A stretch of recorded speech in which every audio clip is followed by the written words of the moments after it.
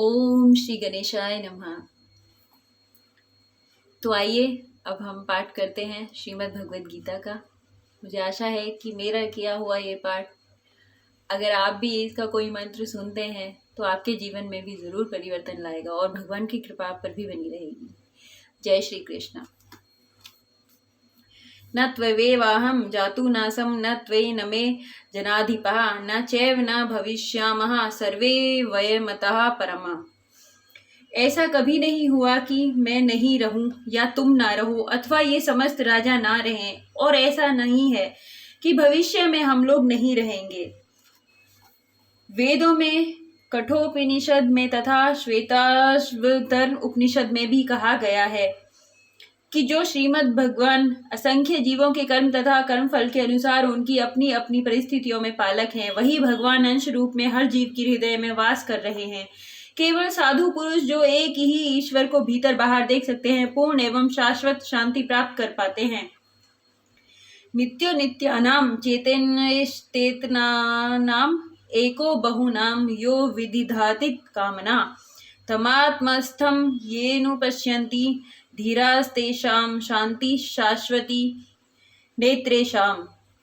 जो वैदिक ज्ञान अर्जुन को प्रदान किया गया वही विश्व के उन समस्त पुरुषों को प्रदान किया जाता है जो विद्वान होने का दावा करते हैं, किंतु जिनकी ज्ञान राशि न्यून है।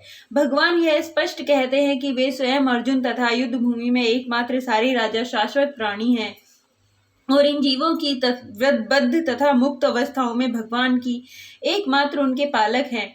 भगवान परम पुरुष हैं तथा भगवान का चिर संगी अर्जुन एवं वहां पर एकत्र सारे राजागण शाश्वत पुरुष हैं।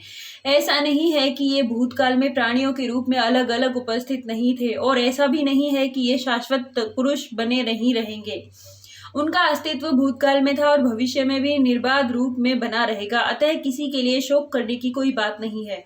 यह मायावादी सिद्धांत की मुक्ति के बाद आत्मा माया के आवरण से पृथक होकर निराकार ब्रह्म में लीन हो जाएगा और अपना अस्तित्व खो देगा। यहाँ पर परम अधिकारी भगवान कृष्ण द्वारा पुष्ट नहीं हो पाता, न ही इस सिद्धांत का समर्थन हो पाता है कि बद्ध अवस्था में ही हम अस्तित्व का चिंतन करते हैं। यहाँ पर कृष्ण स्पष्ट कहते हैं कि भगवान तथा अन्यों का अस्तित्व भविष्य में भी अक्षुण्य रहेगा, जिसकी पुष्टि उपनिषदों द्वारा भी होती है। कृष्ण का यह कथन प्रमाणिक है क्योंकि कृष्ण मायावश नहीं है। यदि अस्तित्व तथ्य न होता तो फिर कृष्ण का इतना बल क्यों देते, और वह भी भविष्य के लिए। मायावादी यह तर्क कर सकते हैं कि कृष्ण द्वारा कथित अस्तित्व आध्यात्मिक न होकर भौतिक है। यदि हम इस तर्कों की अस्तित्व भौतिक होता है स्वीकार कर भी ले तो फिर भी कोई कृष्ण के अस्तित्व को किस प्रकार पहचानेगा। कृष्ण भूतकाल में भी अपने अस्तित्व की पुष्टि करते हैं और भविष्य में भी अपने अस्तित्व की पुष्टि करते हैं।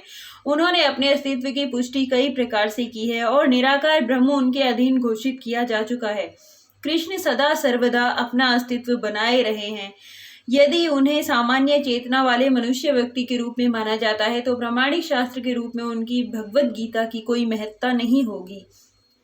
एक सामान्य व्यक्ति मनुष्यों के 4 अवगुणों के कारण श्रवण करने योग्य शिक्षा देने में असमर्थ रहता है। गीता ऐसे साहित्य से ऊपर है, कोई भी सांसारिक ग्रंथ गीता की तुलना नहीं कर सकता।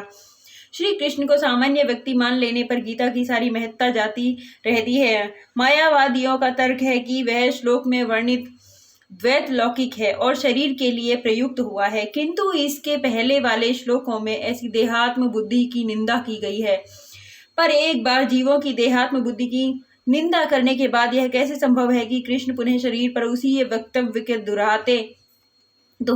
अतः यह अस्तित्व आध्यात्मिक आधार पर स्थापित है और इसकी पुष्टि रामानुजाचार्य तथा अन्य आचार्यों ने भी की है। गीता में कई स्थलों पर इसका उल्लेख है कि यह आध्यात्मिक अस्तित्व केवल भगवद भक्तों द्वारा ज्ञेय है। जो लोग भगवान कृष्ण का विरोध करते हैं उनकी इस महान साहित्य तक पहुंच नहीं हो पाती। अब भक्तों द्वारा गीता के उपदेशों को समझने का प्रयास मधुमक्खी द्वारा मधुपात्र चाटने के सदृश है। पात्र को खोले बिना मधु को नहीं चखा जा सकता। इसी प्रकार भगवद गीता के रहस्य को केवल भगवत भक्त ही समझ सकते हैं, अन्य कोई नहीं। जैसा कि इसके 4th अध्याय में कहा गया है, ना ही गीता का स्पर्श ऐसे लोग कर पाते हैं जो भगवान के अस्तित्व का ही विरोध करते हैं। अतः मायावादियों द्वारा गीता की व्याख्या मानो समग्र सत्य का सरासर भ्रामक निरूपण है। भगवान चैतन्य मायावादियों द्वारा की गई भगवत गीता की व्याख्याओं को पढ़ने का निषेध किया है और चेतावनी दी है कि कोई ऐसे मायावादी दर्शन को ग्रहण करता है वह गीता के वास्तविक रहस्य को समझ पाने में असमर्थ रहता है। यदि अस्तित्व का अभिप्राय अनुभावगम्य ब्रह्मांड से है तो भगवान द्वारा उपदेश देने की कोई आवश्यकता नहीं थी। आत्मा तथा परमात्मा का द्वैत शाश्वत तथ्य है और इसकी पुष्टि वेदों द्वारा होती है, जिसके जैसा कि ऊपर कहा जा चुका है। जय श्री कृष्णा, जय गुरुदेव। अगर मेरी तरफ से मंत्रोच्चारण में कोई भूल चूक हुई हो तो मुझे क्षमा करें।